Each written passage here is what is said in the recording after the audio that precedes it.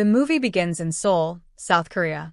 We meet Eom Jung-ho, a former police detective. He left the force after being accused of corruption. Now, he runs a shady business as a pimp, managing several sex workers. But lately, his girls are disappearing one by one. He thinks they are running away from him or being sold by competitors. Jung-ho is frustrated and short-tempered. One night, one of his girls, Mi-jin, calls him while sick and desperate for money.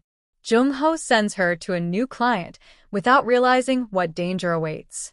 The client's name is Young-min, a quiet, polite young man. Mi-jin visits Young-min's house, carrying only her phone and a small bag. She notices something strange. The bathroom door has blood stains. Before she can escape, Young-min attacks her brutally. He beats her with a hammer, chains her up, and locks her in a bathroom. Mi-jin screams for help, but no one hears her. Meanwhile, Jung-ho notices her phone go silent. Suspicious, he checks his old records. He finds that the same phone number was used by the last girl who vanished.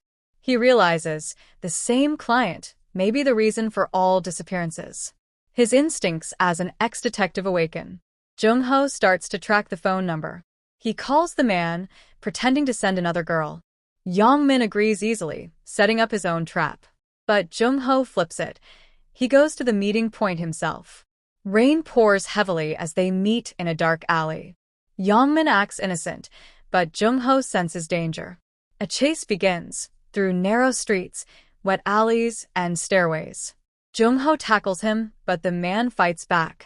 The police arrive just in time to arrest Young-min. Jung-ho feels victorious, he's caught the guy. But things take a strange turn at the police station. Young-min calmly confesses that he killed several women. Everyone is stunned. The case seems solved. But there's a legal issue.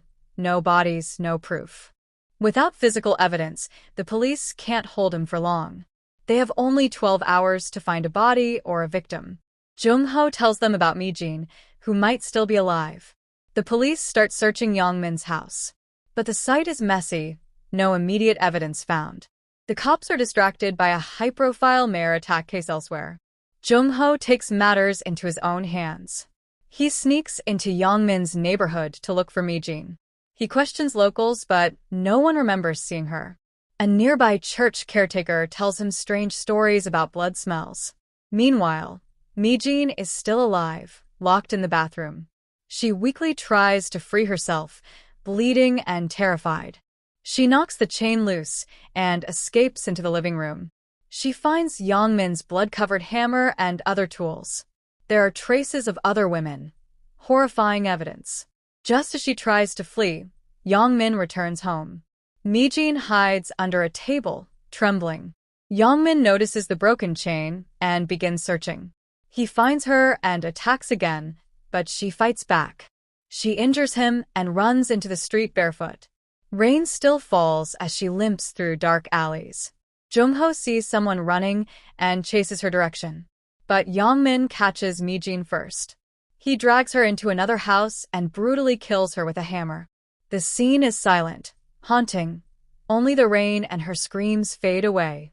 Jung-ho finds her phone later, but it's too late. The police, realizing their mistake, finally take Young-min seriously. They search the area again, but can't locate Mi-jin's body. Young-min sits calmly in custody, emotionless. He even asks for food while the police panic. Young-ho's guilt grows unbearable. He knows Mi-jin had a young daughter waiting for her. He takes care of the little girl temporarily, hiding his grief. The child keeps asking, "When will my mom come home?" Jung-ho has no answer. His heart breaks. He vows to kill Young-min himself. He breaks into Young-min's house again, this time armed. He finds a secret basement full of horrifying remains.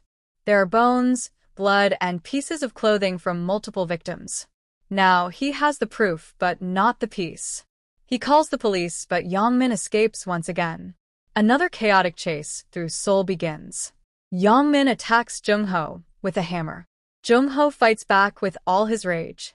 It's a brutal street brawl, symbolizing revenge and guilt. Finally, Jung-ho beats Young-min unconscious. The police arrive too late again. Jung-ho's face is covered in blood, his and the killer's. He's half-crazed from grief and exhaustion.